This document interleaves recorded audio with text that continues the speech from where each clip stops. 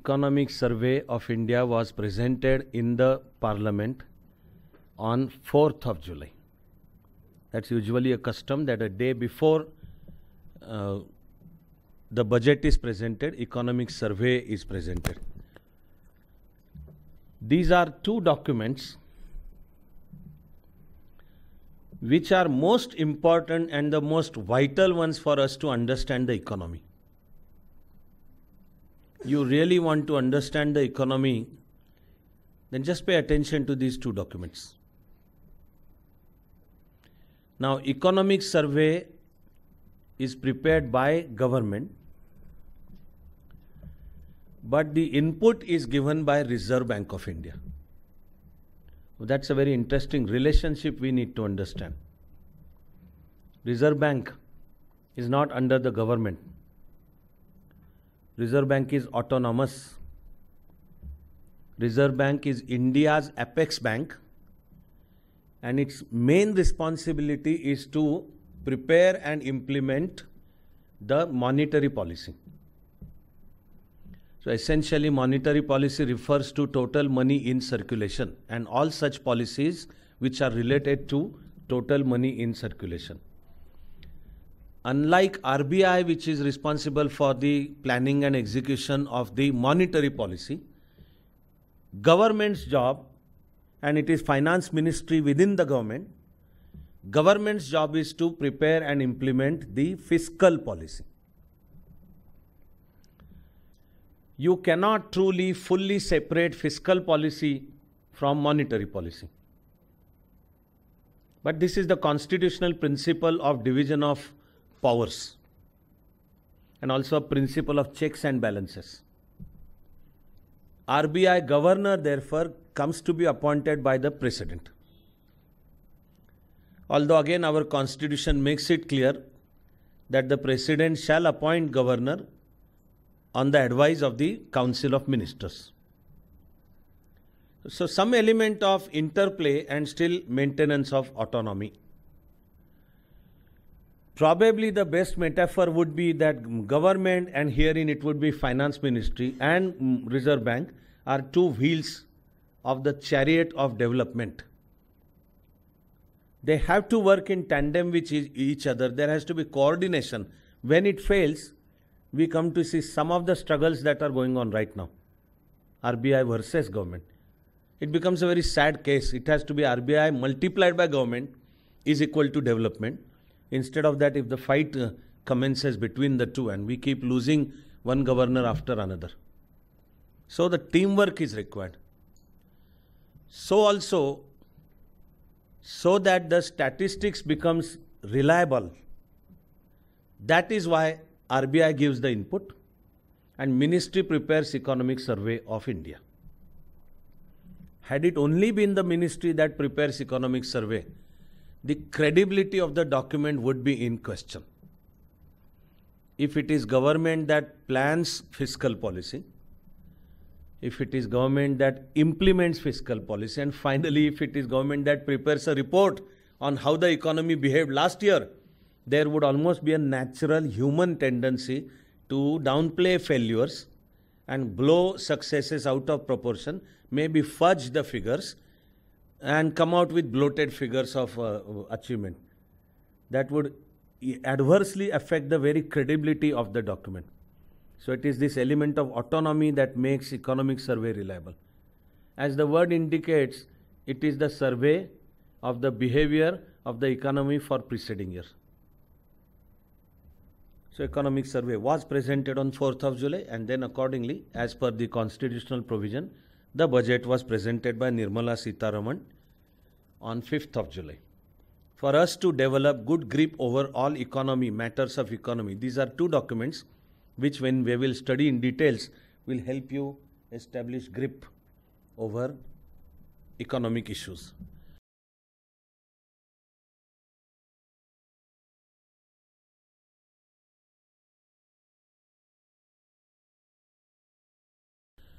Now, the budget that was presented on 5th of July is actually originally there on 1st of February 2019.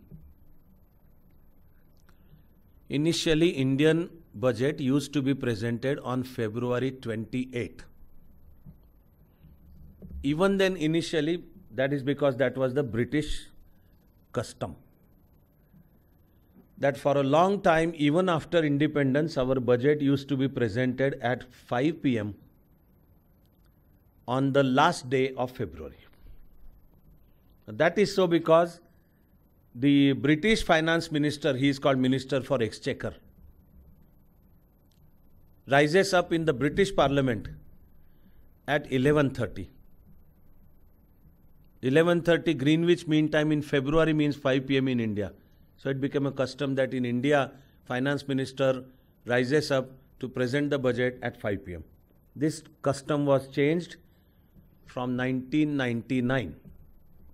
And the time was brought over to the one to be suitable for India, so 11:30.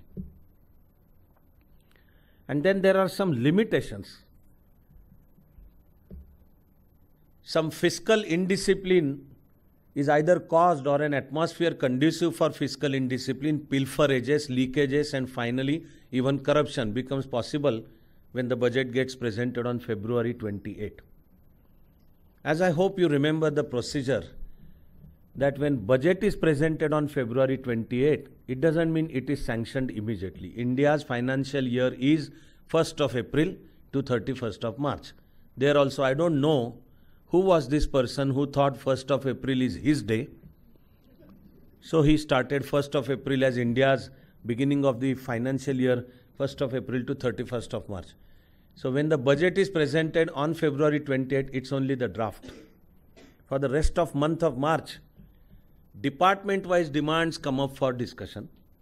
They are deliberated upon and then sanctioned or otherwise. Failure to pass the budget amounts to passage of the no confidence motion against government and government will collapse. And thus during the month of the March, when the budget gets sanctioned, then it goes into action effectively from 1st of April. Now, February 28 causes delays because then the states also have to prepare, present and get their own budget sanction. So until the amount comes up, it is time for monsoon. Then new developmental projects cannot start during the month of monsoon, construction of roads, primary health centers, etc. So in the right earnest, developmental activities start as late as post-monsoon. So it's like October, November, even. And then the financial year finishes in March. This has been the logic why now presentation of the budget has been preponed to 1st of February. There is also a concept that India should change also the financial year and bring it in consonance or in congruence with the global norm. Global, including USA's financial year, is indeed the calendar year. So I know that there is a cabinet note to change India's financial year from 1st of April to 31st of March, and instead of that, make it 1st of January to 31st of December. The plan is afoot. Now, I want to remind everyone, kind of draw your attention to this, that when the budget was presented on 1st of February this year, I did conduct a full 2-hour session. I am drawing your attention and requesting you to listen to that 2-hour part so that the understanding of this budget will increase. There is no way we have even time enough to repeat all the points about 1st of February. Elections were coming. It's a democratic norm, it's a constitutional norm that the sitting government doesn't have the moral mandate to present the full budget of the year in which elections are due and people are going to vote. So the idea and the constitutional provision is this thing called vote on account. That in any such situation, when for whatever be the reason, full regular budget cannot be present. By the way, Constitution doesn't even use the term budget. It's annual financial statement. And government means executive. Executive is answerable to legislature, therefore the budget has to be presented before the legislature. And since budget is the money bill, and since as under constitution money bills have to be presented in Lok Sabha first, so the budget is presented in Lok Sabha. If any part of budget leaks before its formal presentation in Lok Sabha, then actually the minister should take up the responsibility and even resign. The matter is that important. It is executive's answerability to legislature that is playing out over here.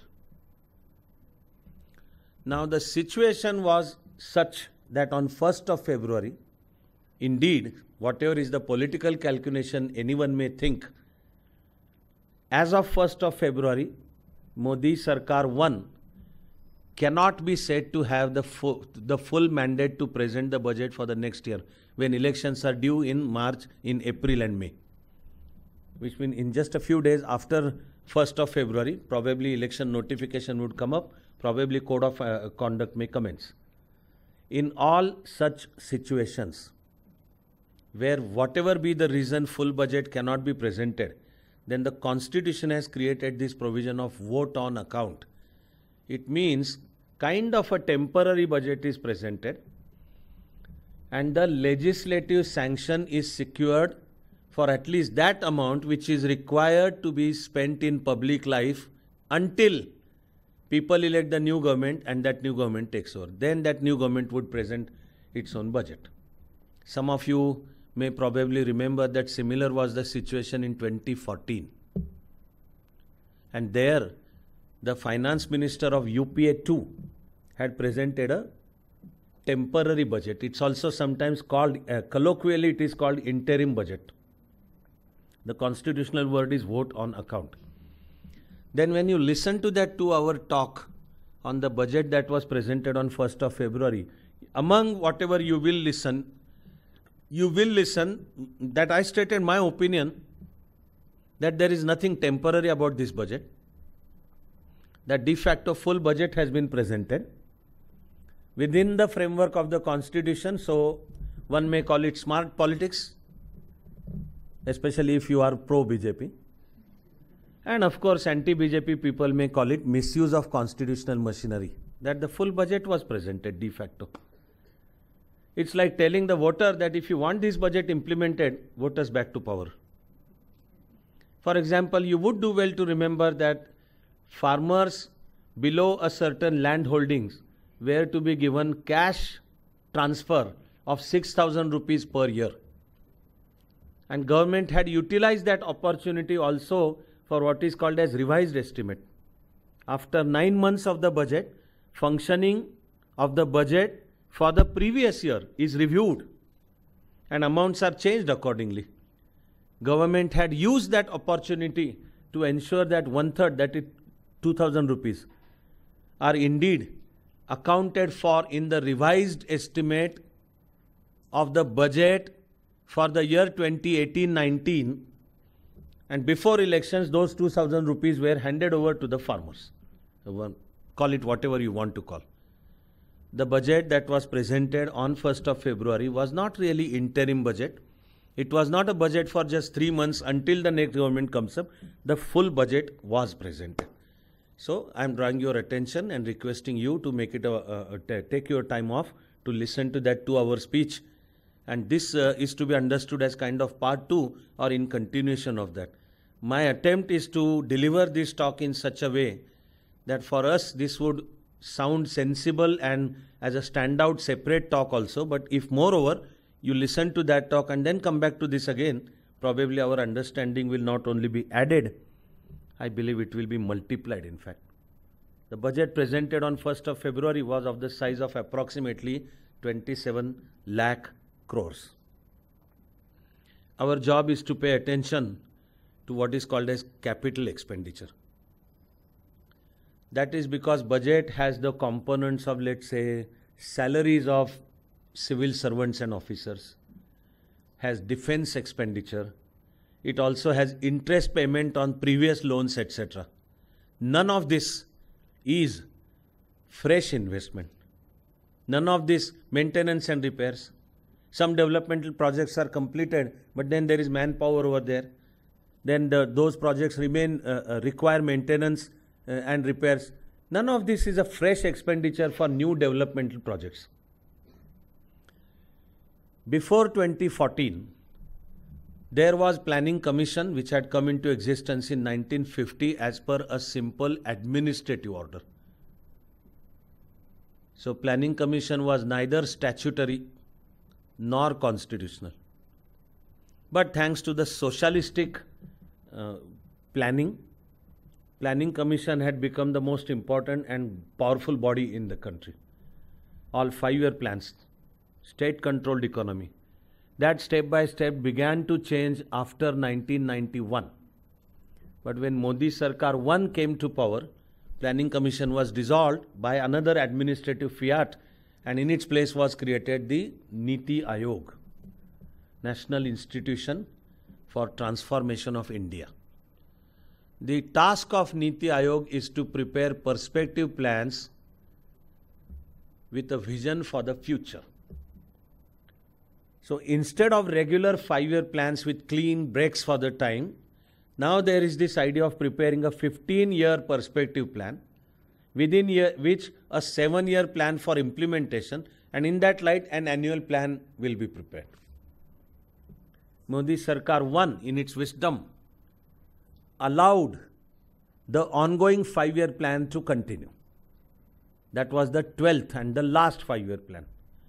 Its time frame was 2012 to 2017.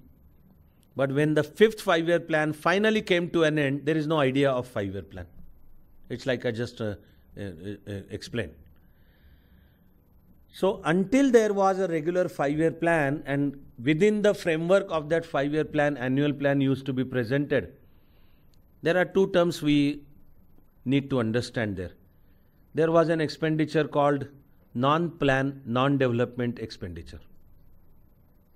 This is all pre-2017. There was a thing called non-plan, non-development expenditure. As the word indicates, this is all the expenditure which is not for any fresh new project, new development, etc. It's non-plan. The term non-plan means that this expenditure is not a part of the ongoing 5-year plan. And non-development, as the word indicates, that it's not expenditure for some new development scheme. Bhakra Nangal came up in the first 5-year plan, was supposed to be completed during the first 5-year plan. To our misfortune, no project except Konkan Railway was ever completed on time. Konkan Railway was completed before time. It's a great achievement. It shows that we have that capacity to do so. Unfortunately, no other project in independent India has ever been completed on time. What a sad commentary on situation. So there was time overrun and cost overrun. So Bhakra Nangal also becomes a part of the second 5-year plan. But sometime during the second 5-year plan, Bhakra Nangal was ready.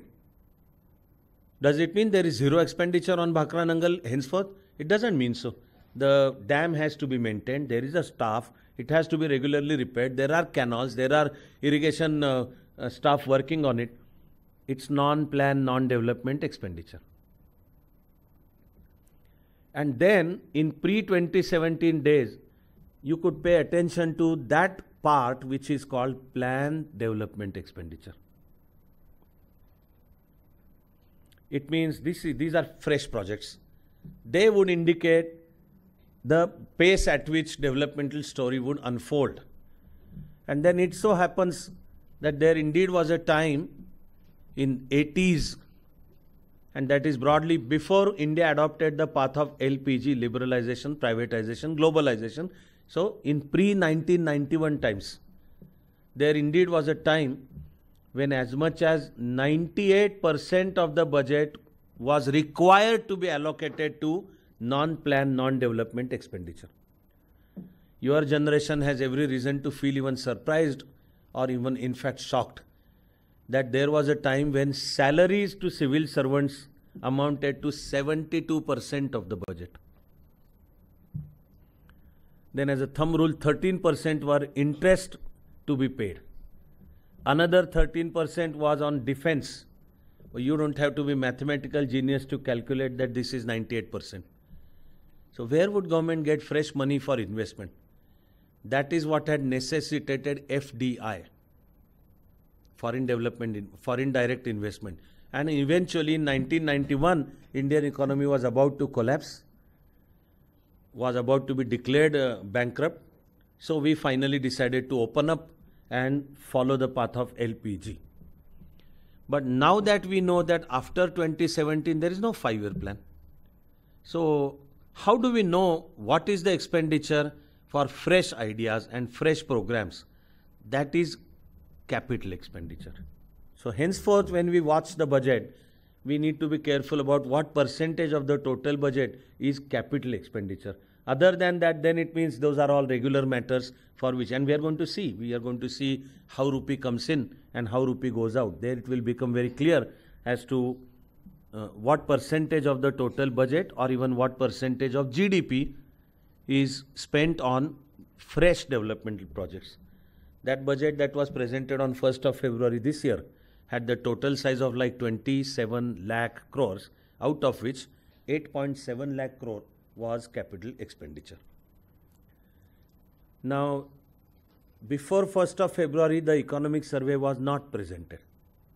Personally, I had interpreted that move as a political move, more political than economic, because probably economic survey did not have good things to report, maybe.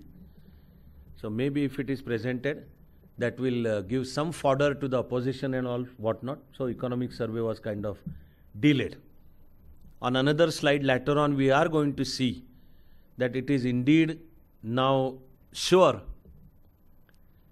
that unemployment rate in India had risen to an unprecedented level, which wasn't there for even 45 years.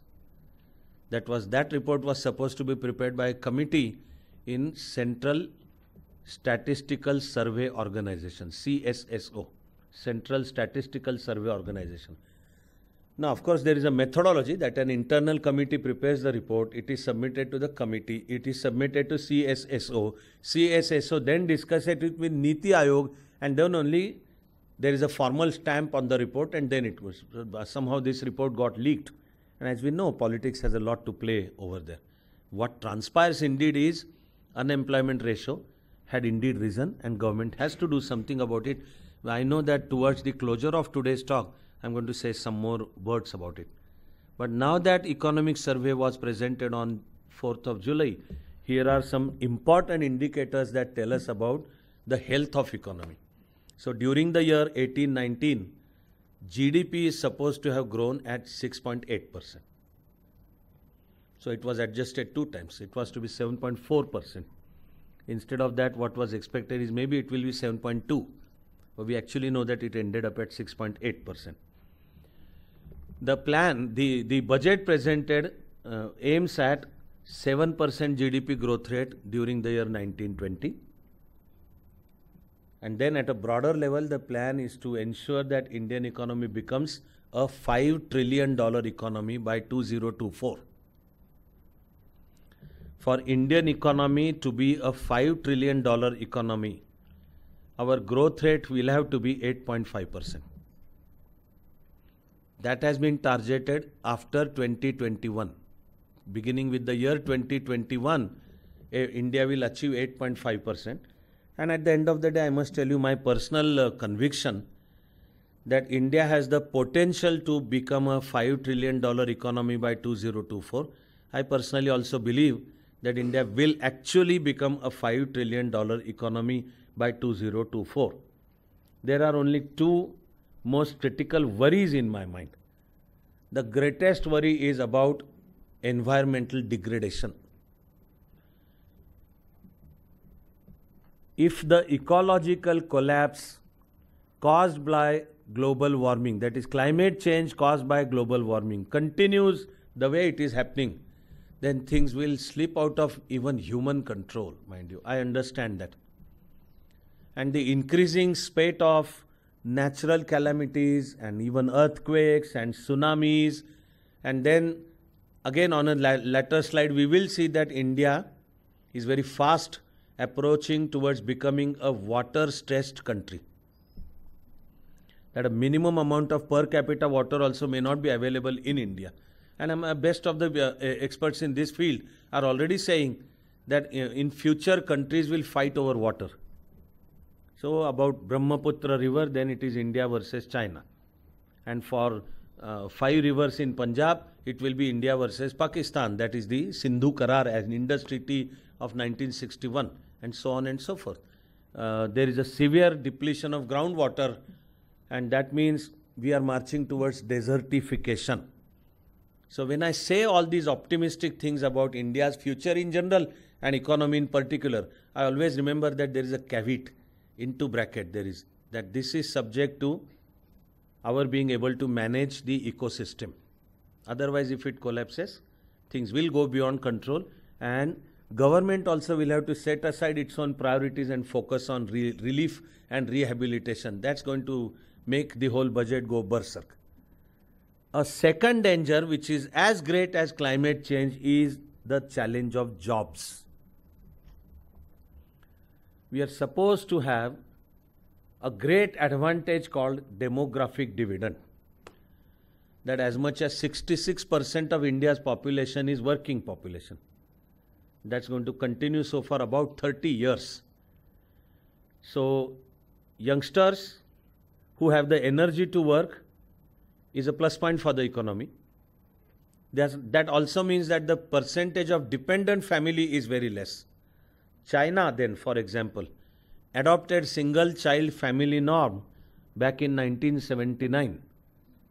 But beginning with 1981, China was able to maintain almost a double-digit growth rate for 30 years flat out.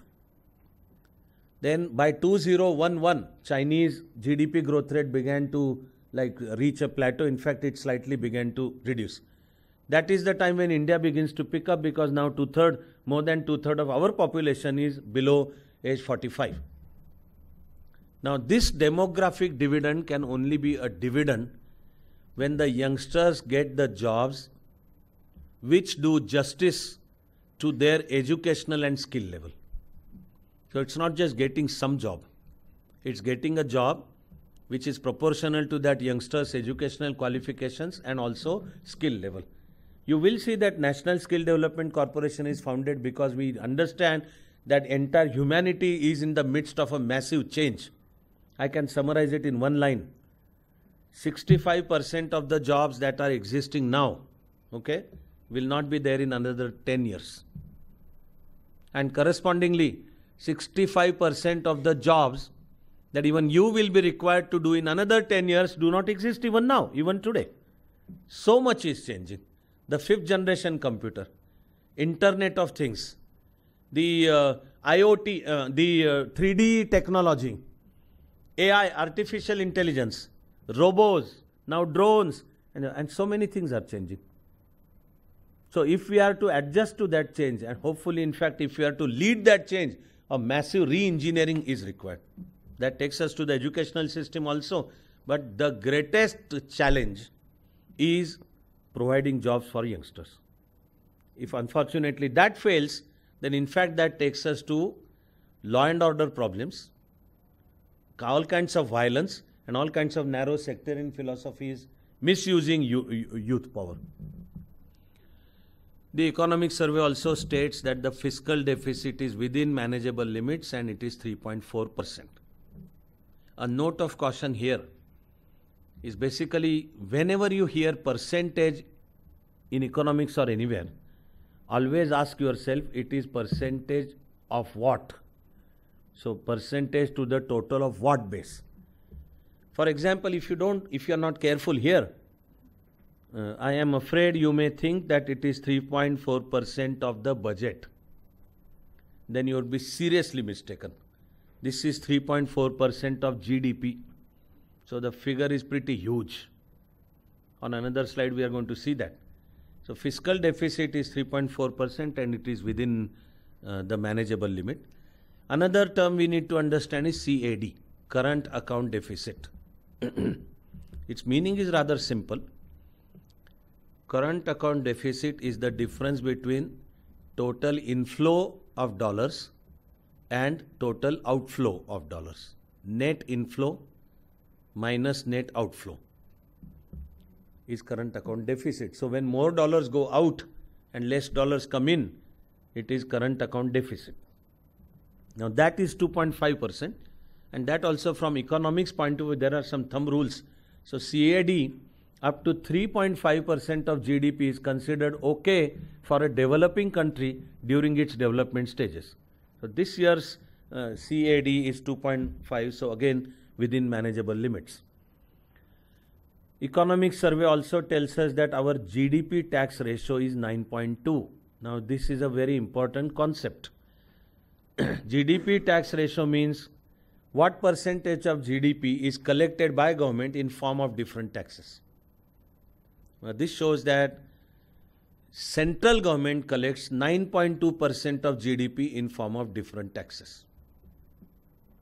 India is among the lowest taxed countries in the world. Even if you try to go on adding now, that 9.2% is the percentage of GDP collected by central government in form of various taxes. Take into consideration the figures of the state governments also. That is broadly speaking 4.5%. And then add to that the fiscal deficit of 3.4% and current account deficit of 2.4. Both the percentage are percentages of GDP. So India is still below 20% in terms of what percent is collected and utilized in public finance. It is still below 20% and it is considered to be on the lesser side.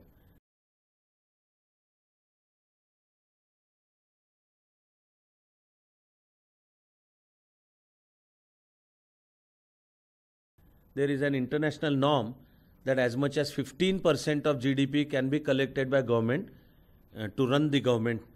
We are like hovering around that, and India's GDP tax ratio may still increase. The budget shows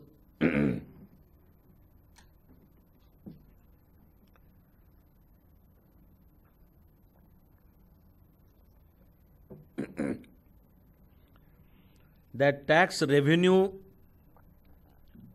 will be 17.3 lakh crores, and against that tax revenue government expenditure is 24.6 lakh crores. The budget as presented by Nirmala Sitharaman reiterates a 10-point vision which was presented on 1st of February.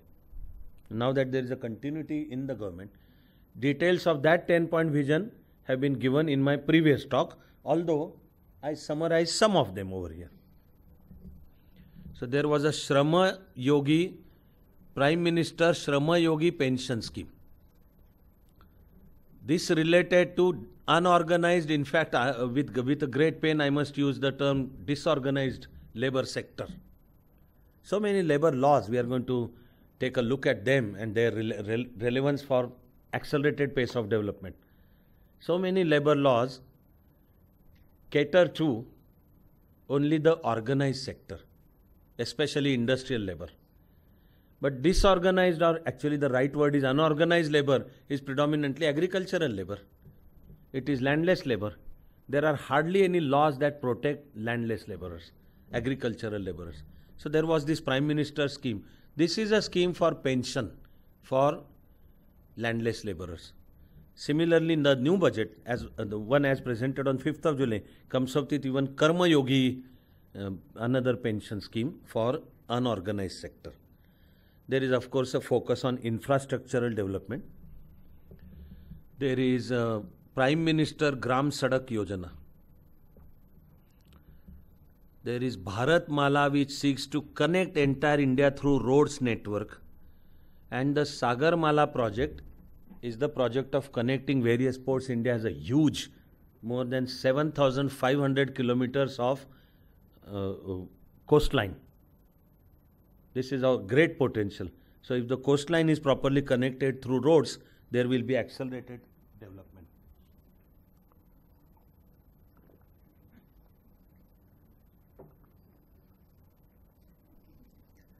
Since 1991,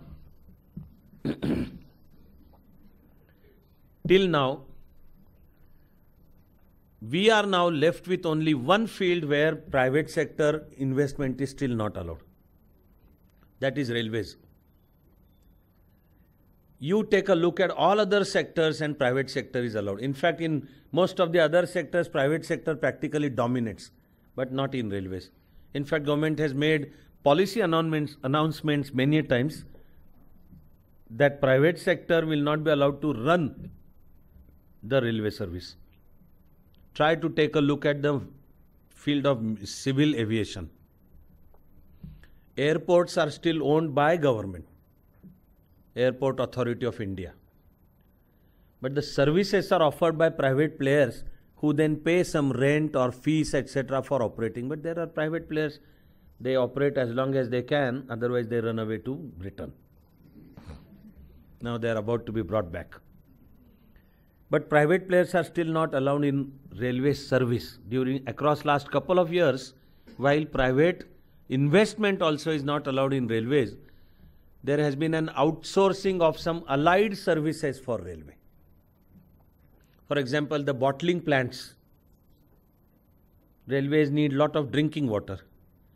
Even the one that is called as Kulhad ki chai, or catering services.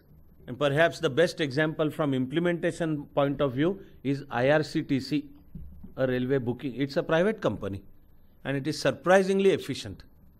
Across last 5 years, many years, but Indian Railway Service has improved. But still, private sector involvement in terms of running railway service is still not allowed. That policy continues. What this budget does is start talking of private sector participation in a defined and restricted way, the one that is called as public-private partnership, PPP, public-private partnership, not exclusively private one, but we will start inviting private partnership and whatever project that will be implemented in form of PPP. Metros are coming up in so many cities and it's order of the day. In fact, we are actually late on that in joining the bandwagon. Urban areas, the phenomenon of urbanization is actually looked upon as one way of dealing with or mitigating climate change. Urban areas are able to comfortably accommodate more number of population in less number of place, area, and also at per capita rate, or there are advantages of scales. So some experts in climate change also have argued that urbanization can be one solution. It can only be a solution if we have mass rapid transport systems. Otherwise, people will have to travel on, say, bus, which is also MRT, mass rapid transit system. But many people will prefer to have their own four-wheeler, further adding to pollution. And as we are actually witnessing what is happening in Mumbai, I have never seen this number of two-wheelers in Mumbai. But of late, in recent times, Mumbai has understood the value of two-wheelers. That two-wheelers can find space between any two vehicles. From mathematical point of view, two-wheelers are irrational numbers. That there are infinite number of irrational numbers between any two rational numbers. So cars become rational numbers, which is very difficult to believe. But the point is, this goes on adding to pollution. Eco-friendly mass rapid transport is required and metros are one of the answers. Similarly, on aviation, there are schemes like UDAN, which don't seem to be working, at least over here in Maharashtra. There are some short distance flights and that is required. Actually, for best productivity, this is required. On a slide later on, we are going to hear a term called ease of living index. Last couple of years, we have heard about ease of business index. And there are global authorities that watch. But if common people find it comfortable to live, please remember that it's less about comfort, more about productivity. I don't need to refer to books. Just think of the way a common Mumbaikar travels, mind you. Come on. That from Dahisar area or Kalyan area or whatever, like way beyond Navi Mumbai, you have to come to say Mantralaya every day. The scene is horrible on the platforms, inside the locals and etc. The scene is unbelievably horrible. If Shashi Tharoor called economy class in our aeroplanes as cattle class, I don't know how Mumbai locals are to be then described. And you travel in Mumbai like weather also, so much of insecurity also. Then come onto the roads, you have to head towards Mantralaya. Okay, another flow, another huge crowd that is flowing towards Mantralaya. Will people really be at the best of their productivity? And instead of that, imagine that they can travel properly in a comfortable way. There is less or least or no practically noise pollution. Noise pollution disturbs us, mind you. If you don't understand how noise pollution, ask someone to keep making this noise. Ask Ross's bird, evolutionary bird that Ross found out. And if you still don't understand, then listen to songs sung by Yo-Yo Honey Singh and Himesh Reshammiya. Noise pollution disturbs our neural network.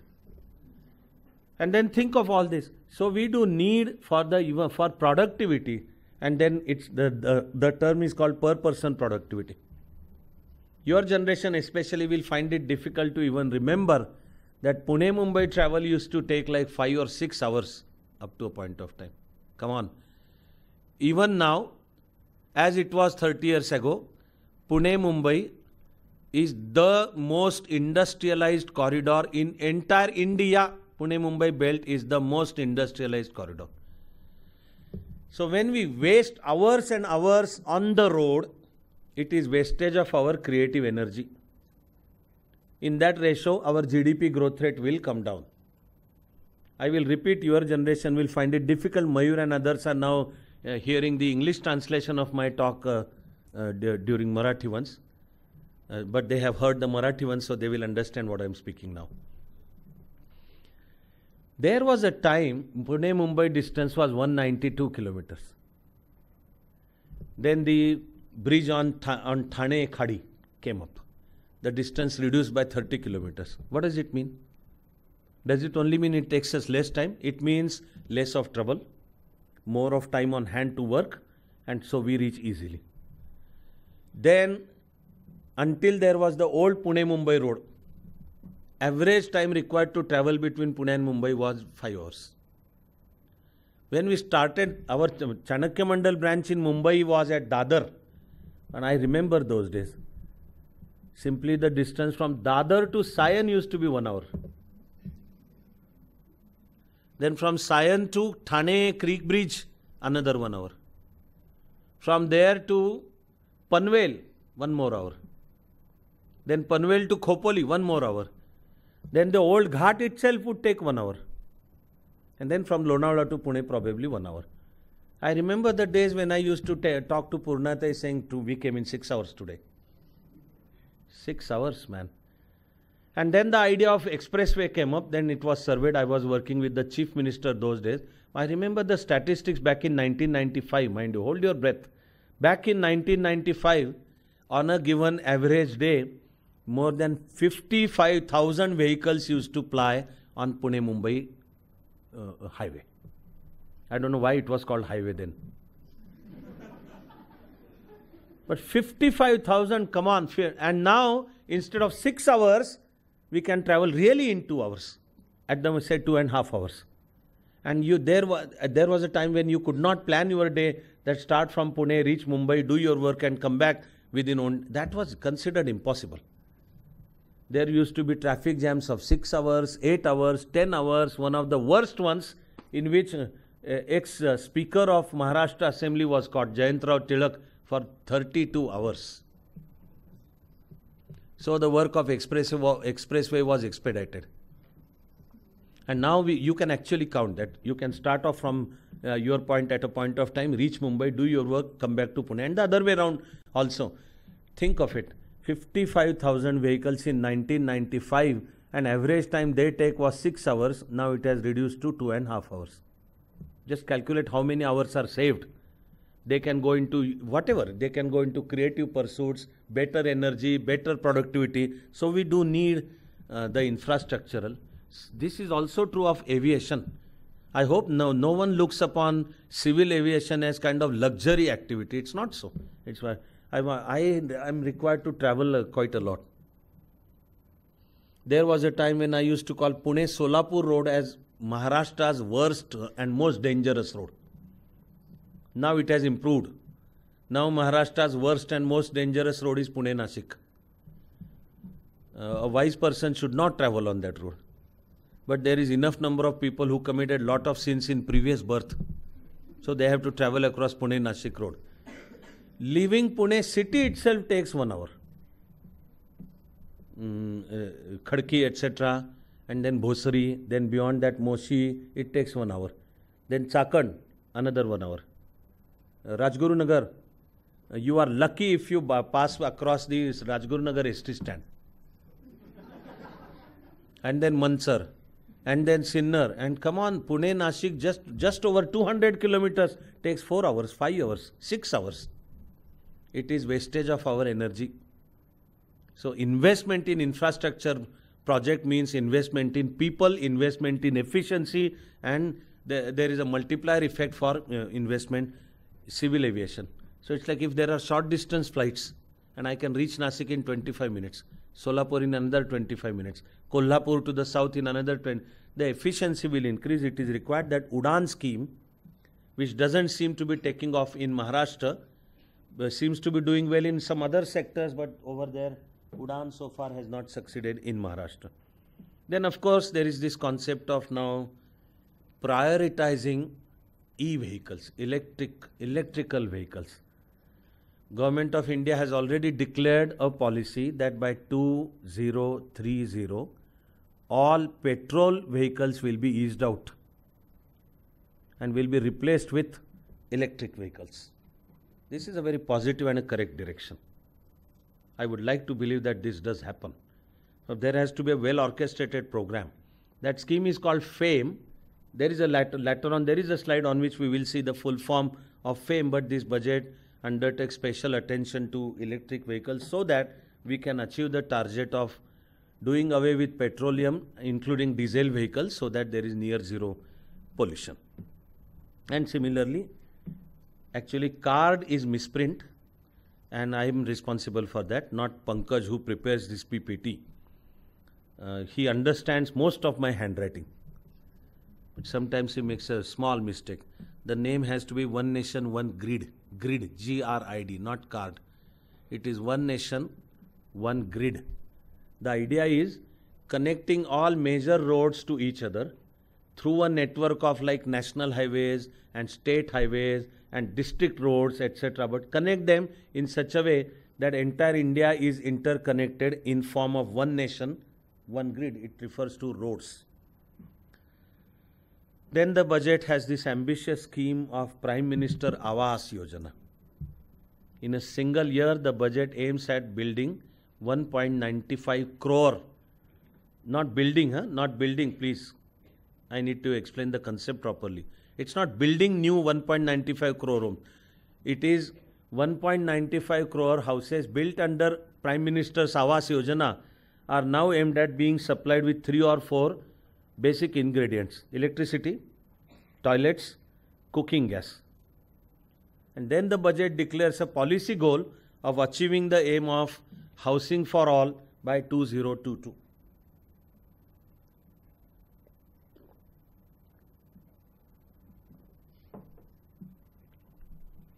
Like roads, or in fact even more than roads, houses are like one of the greatest multipliers in economy.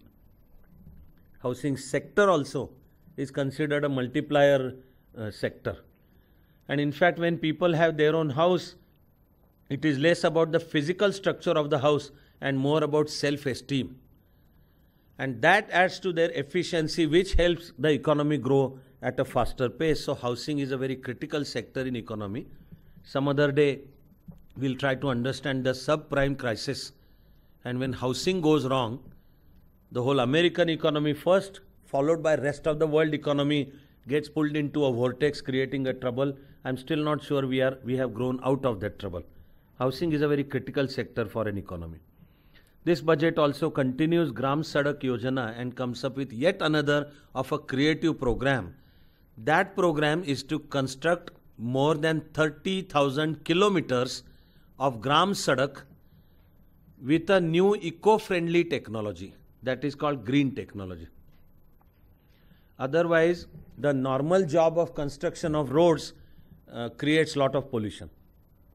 But now there is this idea of 30,000 kilometers of Gram Sadak using green technologies. For example, plastic is considered one of the worst pollutants. It's not biodegradable. So you throw away a plastic bottle, then the pollutants, some of them are actually poisonous. They enter the soil and water, and maybe we drink that same water, or somebody eats the food which is contaminated by that plastic. Plastic is harmful for health. Maharashtra came out with this declaration of banning plastic, and to some extent it has succeeded. But at the same time, there is a proven technology of using plastics for road construction, a better quality and eco-friendly road.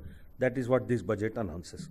Similarly, this typical Narendra Modi penchant for coining such terms which are very meaningful in Indian language, but they fall in place after picking up the first alphabet of the whole scheme.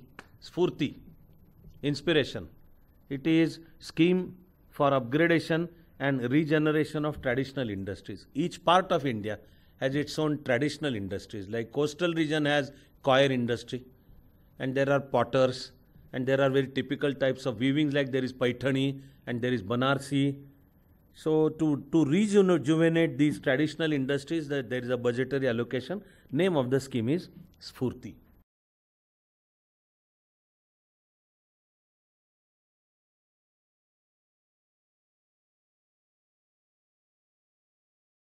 Another one scheme. I have tried to jot some of the schemes which I have not mentioned in my previous talk post 1st of February. There I have given a long list. There is one more separate 2-hour session about various government schemes. These are some additional ones. So Aspire is promotion of innovation, rural industries and entrepreneurship. And here is the full form of FAME. Faster adoption and manufacturing of into bracket hybrid and bracket complete electrical vehicles. There was FAME 1 that was announced in previous budget, so this one continues the program to call it FAME 2. As we are heading towards the closure, I am now touching upon some major policy issues that have been addressed in this budget. One such is a model tenancy law will be presented during the time frame of this budget. This we need to understand. This is very important one.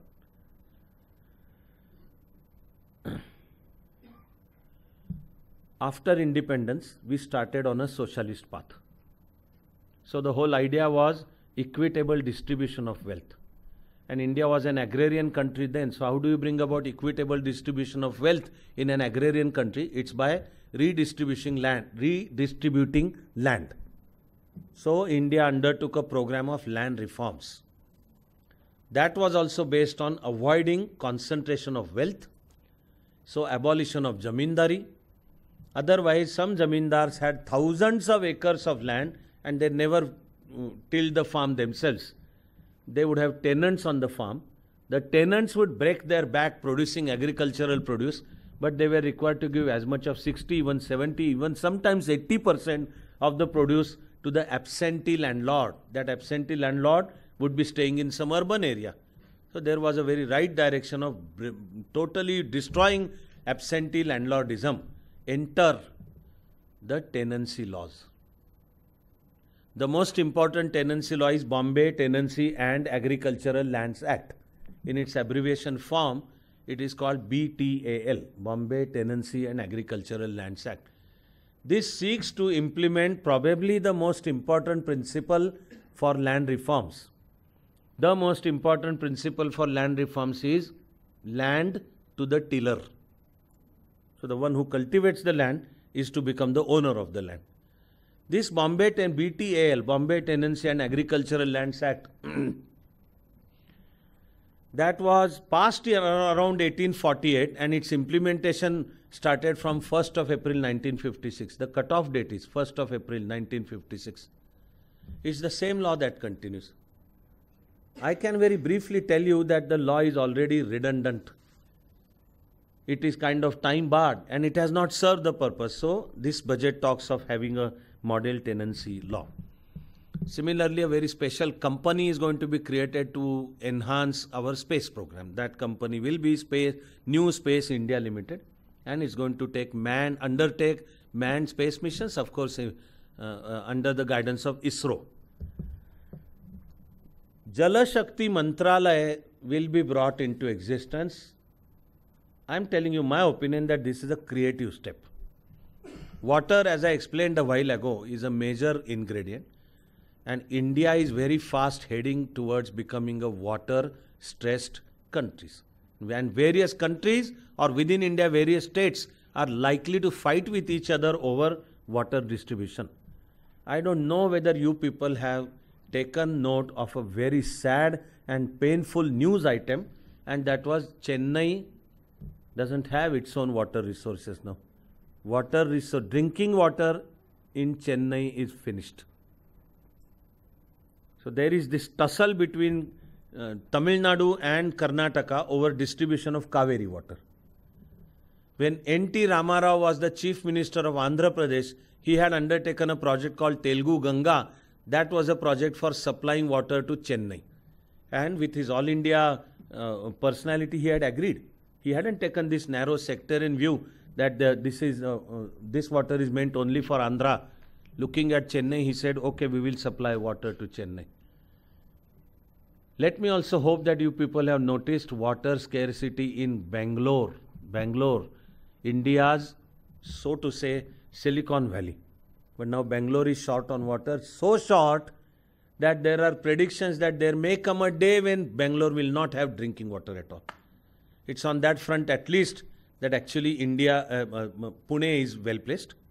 And if you heard the news couple of days, I hope you were thinking the way sometimes I think. That there was disproportionate heavy rain in Mumbai some 3 or 4 days ago. But some Mumbai Mahapalika workers did a good job. There were 6 places where major big pumps were placed so they could extract water and throw it into the sea. Okay? That was some billion liters of water. And when I was watching that news item, I myself thought, what if we could harvest this rainwater and use it? All the lakes that supply water to Mumbai, they were overflowing. But water is never extra water. If only we could undertake rainwater harvesting. What had happened even at Government of India level is that water came under different ministries. So their proper coordination was becoming a difficult thing and it took a long time. So this budget now decides that all those ministries will be merged to form Jal Shakti Mantralaya. Similarly, government has presented new education policy. I would personally actually urge as many of you who would feel interested in education policy, because the draft of that policy has been announced and Government of India has invited your comments on it. So if youngsters, I must tell you, I am, why am I using past tense? I am still thinking of organizing a seminar on new education policy. It's a thick document. I have begun to read it and I finished reading the executive summary and now I am going chapter wise. I must tell you that there are some very creative ideas over there. I'll just mention one. That's called the interdisciplinary approach. This new education policy does suggest interdisciplinary approach. This means that in the traditional way of education, you are told to pick up one particular school or Jnana Shakha, one particular branch after your 10th. As briefly as I may like to state this, let's say that after 10th, I want to learn music because I'm under this wrong idea that I have beautiful voice. So I want to learn singing. But the questions of cosmos and how the universe came into existence also attract my attention, so I want to study physics. And my father has some business and he looks upon me that probably after him I will look after that business, so I must have some professional training in business. If I talk something like this with anyone, that person will tell me to pick up, you decide whether you want to join arts faculty or commerce or science. And I have always personally I have felt that's there in even Chanakya Mandal charter, please remember, interdisciplinary education. Why this should not be allowed? In fact, the way times are changing, youngsters should be allowed to make any mix and match of whatever education they want and then secure a properly like UGC sanctioned degree, etc. Although this plan also talks of creating an authority for national higher education, a special authority in place of UGC. There are many countries, including Britain, who abolished UGC and came up with some modernized. So new education policy, just in case you are interested, do download it, do read at least the executive summary, and let me see if we can have a seminar some other day. There are targets for disinvestment. A sad case is that of Air India. Disinvestment of Air India is on cards. There aren't even people who come forward, that is corporate entities, who come forward to buy Air India. Air India was originally founded by J.R.D. Tata. It's his brainchild, his vision. As long as Air India was a private sector undertaking, please hold your breath if you don't know, Air India was world's best civil aviation company. And then in 50s, with Nehruvian socialism, Panditji and J.R.D. himself had a discussion and J.R.D. Tata agreed to hand it over to government. This is how Air India became a fully nationalized public sector undertaking. The whole journey has been downhill since then. And it doesn't give me any pleasure to say that Air India cannot be said to be globally competitive. It is incurring huge losses that run into a 5-figure 1,000 crores, and the country is paying for it. So there is this idea of privatizing Air India. Enough bidders don't come forward to buy that, and let's see what happens during this year. Then I have singled out some of the critical points from the budget. The next one is called the Securities Transaction Tax, STT. Securities Transaction Tax. STT stands for a tax on all share market operations. So on a given working day, shares are bought, sold, etc. On that transaction, there is a tax. What this budget does is to levy a tax on a differential amount. Now, differential means, let's say a certain share has its face value at rupees 100. And on a given day, someone buys that share for 250 rupees. STT will not be on the total amount, 250. STT will be on the differential, that is 150 rupees. Securities transaction tax will be charged only on the differential amount. Similarly, there is generally, broadly speaking, no major change neither in corporate taxes nor in any other kind of taxes, including income tax. On the contrary, there is an additional surcharge over 30%. So 30% is the slab for highest income tax rate, and then for those who have income about 2.5 crore per annum will have to pay a certain, and it's 7% and it goes on. This you will see is the reason why share market gave a negative reaction to the budget. When the budget was presented and Nirmala Sitharaman was still reading the budget, the share market collapsed by over 600 points. It's a negative reaction. And then after her speech was over, and then working hours come to a close by 3:30 in the noon, share market slightly improved to close at minus 395. And then the next day, the downhill journey still continued and share market went down another 300 points. So I just explained what could have gone into this reaction by the share market. Modi government is generally perceived to be business friendly. So there were high expectations. And instead of corporate taxes being reduced and some positive soaps being given to the corporate sector, here you see no reduction in corporate taxes. In fact, levying of the STT albeit on the differential amount, and additional surcharge on income tax to be paid by people whose annual income is above 2.5 crores. So the share market did react in a negative fashion. Now on next about 6 or 7 slides, we are only going to take this view of the entire budget, how rupee comes in and how rupee goes out. Rupee comes in would mean various revenue sources for the government. So 21 paise in a rupee, what it means is 21% of the total revenue is on corporate taxes. Next one is borrowings are 20% of the budget. GST brings in 19% of the total revenue. Income tax 16%. There is non-tax revenue. There are some government investments or public sector undertakings incur some profits. All these are under non-tax revenue, that is 9%. Excise duty brings in 8%. Customs brings in 4%.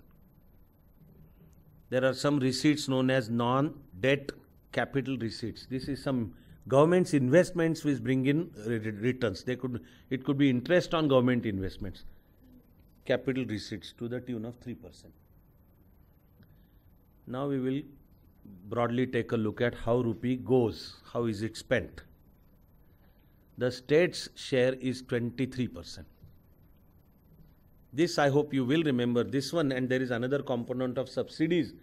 This is advised by the Finance Commission. So now 23%, and another figure will come up. It's separate because the previous Finance Commission recommended that.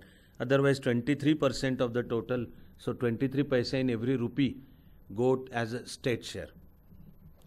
Interest is 18%,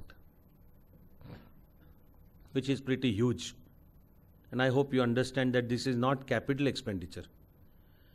Then there are various central programs which are 13% of the total expenditure.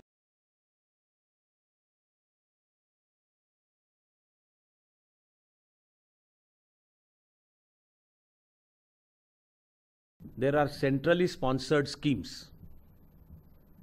Now the schemes may be state schemes, but they are called centrally sponsored because they are centrally sponsored. It is 9%. Defense is 9%. Point to be noted here is for very recent, until recent times, defense expenditure used to be 13% of the budget, which has reduced to 9%. On the next slide, we will see that actually defense expenditure has come down to 1 or 1 point something percent. There is an international law, kind of a thumb rule, that about 2.5% should be spent for defense. Unlike Narendra Modi's policies, which appear to be aggressive, the reality with respect to defense expenditure is it is reducing. You can say defense expenditure is reducing for possibly one more reason, that is, until very recently, India was world's #1 in importing defense hardware. We have gone on reducing that. Today, as of today, Saudi Arabia is world #1 in importing military hardware. This is also partially because this will have to be examined. I will withhold my final judgment. But instead of importing, we have undertaken various defense industries within the country under Make in India scheme. For example, in collaboration with Israel, a new factory for manufacturing special kind of machine guns called X-95. That started sometime in January or February. So you can see defense expenditure reducing, but it needs to be examined whether these are the only reasons or what are the reasons. But defense right now accounts for 9% of the government expenditure. There are various subsidies which in spite of WTO still continue because they are permissible subsidies to the tune of 8%. Some expenses are called others. All the time they may not be shown, and they are subject to legislative accountability. Other expenses are 8%. Now, like I said, Finance Commission and other transfers are to the tune of 7%, and pensions for civil servants is 5% of the total budget. I am heading for closure of this talk. I am decided to single out some major issues as we head for closing. I'm going to the second issue first, that defense expenditure is down and it is just 1.6% of GDP. We already discussed how market reaction was negative, and as briefly as possible I told what could be the reasons why market responded negatively. Similarly, our expenditure on education is still less.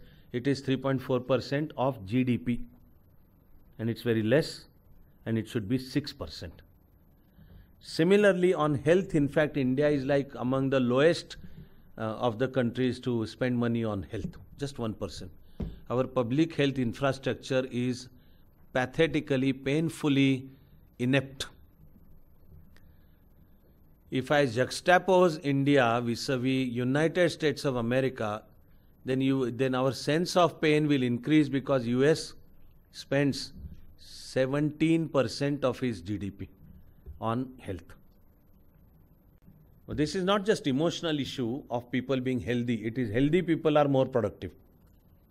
So we need to have a good system of public health. Unfortunately, it's not there, and on health, just 1%. I have reserved this one point because it's slightly complicated in economics. The basic problem is that of non-performing assets. And Indian economy, for more than a decade, Indian economy has been suffering from non-performing assets. With every next year, in fact, NPAs have gone on increasing. A broad figure that is discussed is as much as 18 lakh crores are NPAs. Non-performing asset means that bank gave a loan and that party cannot repay that loan. Basically, that is non-performing asset. If that party cannot repay, and if it goes on increasing, the very profitability of the banks is in trouble. And then remember that banks are like veins and arteries that supply blood to different parts of the body. So if banks go belly up, what is going to follow is rest of the economy. So we do need to do something to help those banks deal with the problem of NPAs. The problem of non-performing assets itself causes the problem known as twin balance sheet problem, TBS, twin balance sheet problem. Non-performing assets are to be deducted from the net profits of the bank. So deduction of NPA amount from net profit renders most of the banks loss-making propositions. So their balance sheets begin to reflect losses. Okay? The balance sheets of the companies themselves who become NPAs start showing losses. So it's a twin balance sheet problem. What is the solution? This budget comes out with one possible solution, and that is to inject fresh capital of 70,000 crores for banks to deal with the problem of twin balance sheet / NPAs. As we are now heading indeed for last just about 2 or 3 maybe slides, or I think this is the last one. I singled out 3 areas which need attention. What it means is, so far this budget is not reflecting that these 3 areas have been paid attention to. One is we need to enter the regime of low interest rates. This single issue is worth 2 hours. And while you are listening very intently, except for just about 1 or 2 at the most, I'm sure one person is not attentive at all. I will wish her best wishes. Most of you are listening to like you are enjoying this session, as I enjoy, this single issue of lower interest rates. Because across last couple of years, in fact, this is the issue that has brought about fights between Reserve Bank and Government of India. We need lower interest rates. But RBI again is right in thinking that reduction of interest rates is going to increase money in circulation, and that will add to inflation. RBI sees its job, the main job is to control inflation. Government sees its main job as accelerating development. Sometimes they are at loggerheads with each other. That, if you have understood, I just summarized a subject worth 2 hours. Fascinating subject worth 2 hours. But main points of contention between government and Dr. Raghuram Rajan as governor of RBI. So government refused to confer second term upon him. So he chose to go back and become professor over there in USA. Then you had Urjit Patel, who was considered to be close to government. But again, on this end, there are a couple of other issues. I am restricting myself today only on this one. But Urjit Patel also tendered resignation. Although like a matured person, he said it's personal reason. And then you have Shaktikanta Das, a senior IAS officer, who doesn't seem to be having a fight with government, but his deputies, that is Viral Acharya, one of the better known Reserve Bank governors, deputy governors, he also decided to resign, and the differences of opinion are over lower interest rates. In India, we have a pretty high cost of finance. High cost of finance stops Indian businesses from becoming globally competitive. If a US entrepreneur is going to get money at like 1.52% interest rate, an Indian businessman for the same product is going to get capital at like 11, 11.5, 12, 12.5%. There is no way this businessman will be able to compete globally. So this way or that way we need to enter the lower interest regime. Let us see how it unfolds in days, months and years to come. Similarly, private investment needs to be boosted. And labor reforms, which are most politically exclusive reforms, labor reforms are known as second generation reform. They are required to make our industries competitive. Here is the last point. It's worth, I reserved this as a last point. This is called the nudge theory. Instead of dictating terms to the economy, government announces policies which like almost automatically engineer public behavior flowing in the direction that government wants to flow. So no order that you must save 35% of your income. Here is an order. You must save 35% of your income. Why? Because we need a high savings rate. Why do we need a high savings rate? Because that saving is going to help us make fresh investments. So saving investment rate, that is going to create jobs, and jobs is the greatest challenge. So you will save 35% of your income. This will be like dictatorial style or ordering. Nudge means instead of issuing direct orders, design policies in such a way that people will themselves automatically happily save money. Nudge is not only related to savings. I'm just picking up an example that instead of ordering people to save 35%, government says, okay, if you invest up to say 100,000 in say Indira Vikas Patra, then you will get a 20% rebate on your taxable income. Another 100,000 rupees in say Kisan Vikas Patra, Resurgent India bonds, or like Krishna Valley bonds for the state government. So people say, okay, I'm going to earn 13.5% interest rate. There was master's share in UTI at a point of time, which fetched 13.5%. So people would automatically invest, no order was required. This budget is a reflection of practical implementation of nudge theory. Nudge theory is a part of that branch of economics which is very beautifully known as behavioral economics. Behavioral economics, as the term indicates, is a synthesis of psychology and economics. One of the most basic statements of economics is that man is a rational animal. Original sentence comes from Aristotle. And you think independently, but I kind of agree with Aristotle only 50% and I disagree with Aristotle for the remaining 50%. When he says man is a rational animal, I agree man is animal. Whether rational or not is still controversial, to say the least.